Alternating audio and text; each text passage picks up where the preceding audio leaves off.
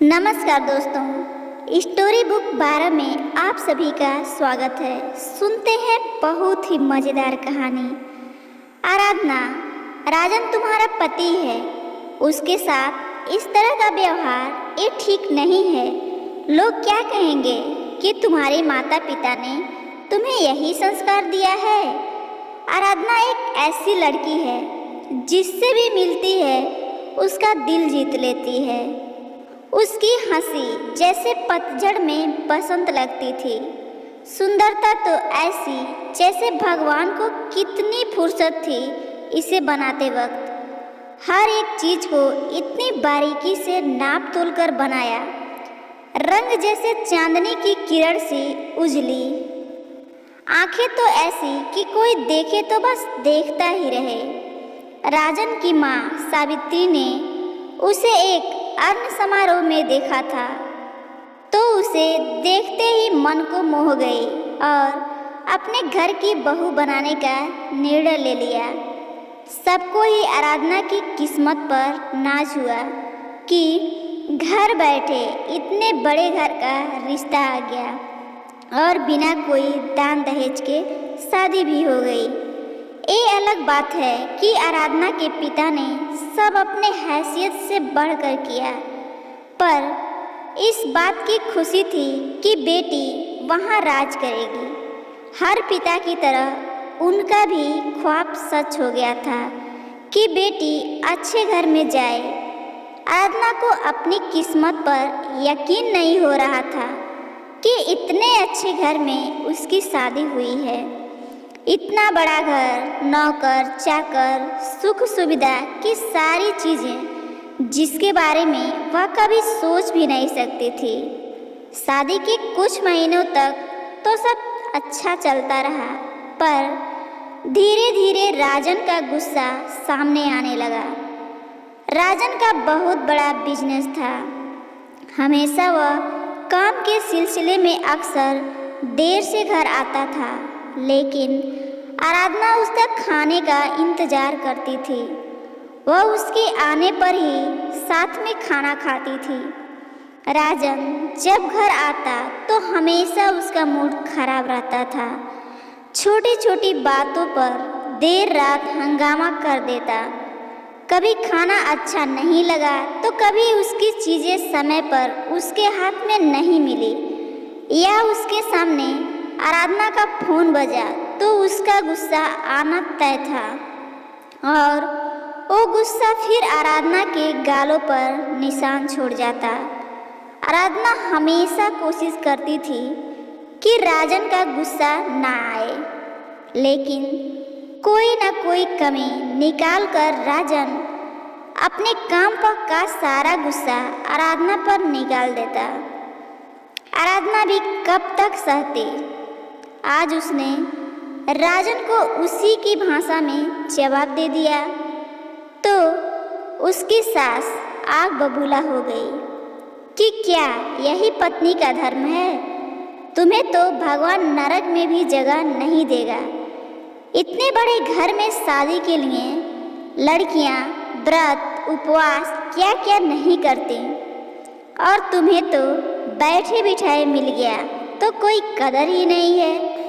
पुरुष है, काम के टेंशन में गुस्सा आ जाता है, और तुम कौन सा कम हो, क्यों उसकी ज़रूरतों का ठीक से ध्यान नहीं रखती हो। पत्नी का फर्ज नहीं निभाओगी तो क्या वह तुम्हारी आरती उतारेगा।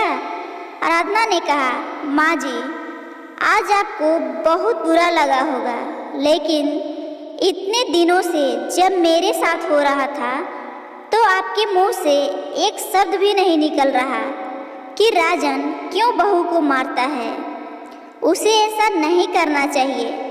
मैंने जब आपसे कहा कि माँ आज राजन से बात करिए तो आपने कहा ये पति पत्नी के बीच का मामला है, मैं इसमें नहीं बोल सकती।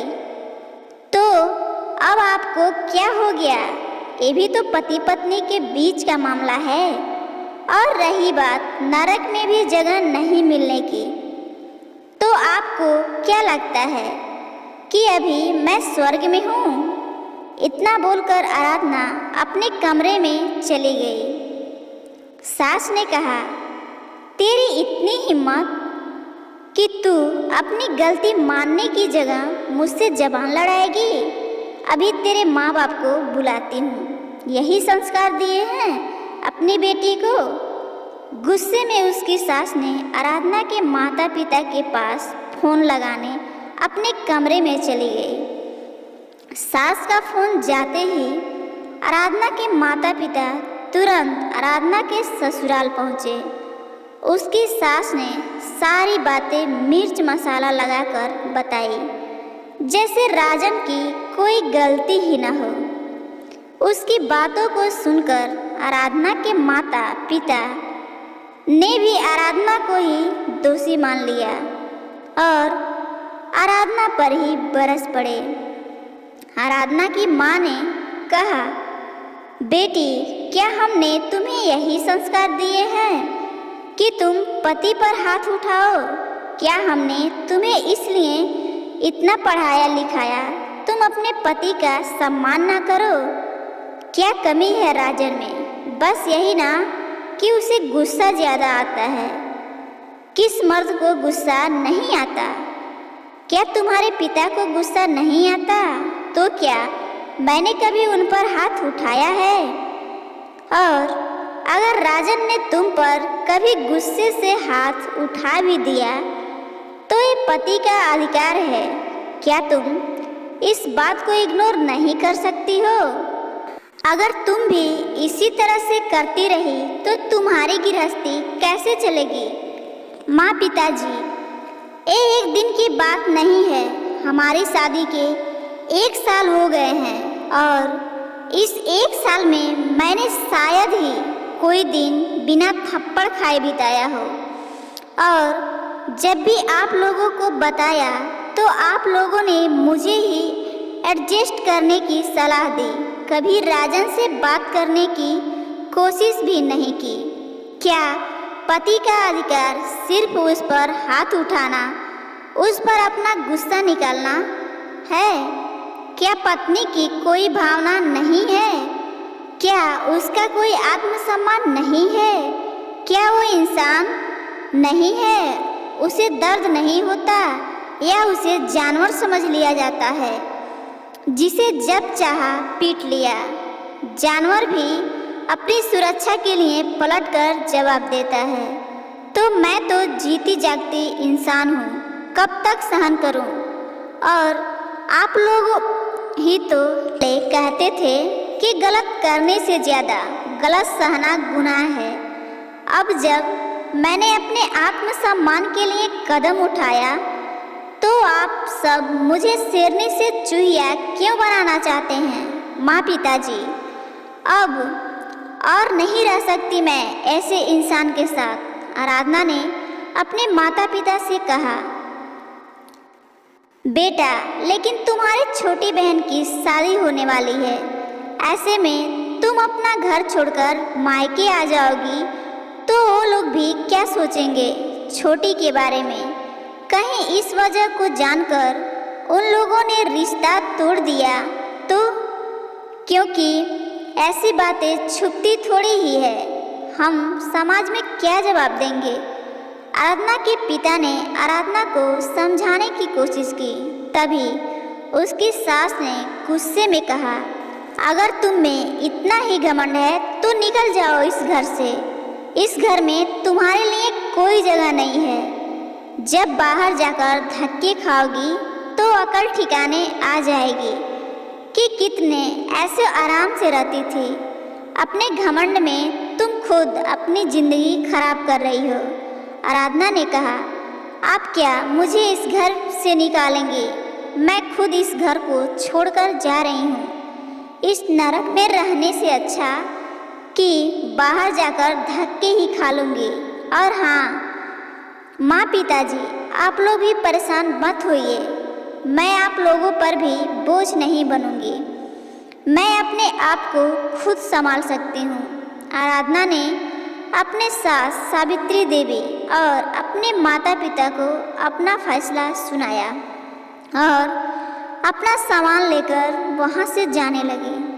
तभी आराधना के पिता ने उसे रोकने की कोशिश की और कहा, बेटा रुक जाओ, इस तरह से कोई घर छोड़कर जाता है क्या? पहले राजन को तो आ जाने दो, मैं बात करूँगा, उससे कोई ना कोई समाधान निकल ही जाएगा। बेकार में बात को क्यों बढ़ाना? नहीं पिताजी, अब बात करने के लिए आप लोगों ने बहुत देर कर दी। इससे पहले कि मैं अपना आत्मसम्मान भूल जाऊं, मुझे इस घर से चले जाना चाहिए। इतना कहकर आराधना उस घर को छोड़कर चली गई। दोस्तों, क्या आराधना ने सही किया या गलत, ज़रूर बताइएगा। और हाँ, आगे ऐसे ही कहानियाँ सुनने के लिए चैनल को सब्सक्राइब जरूर करें। धन्यवाद।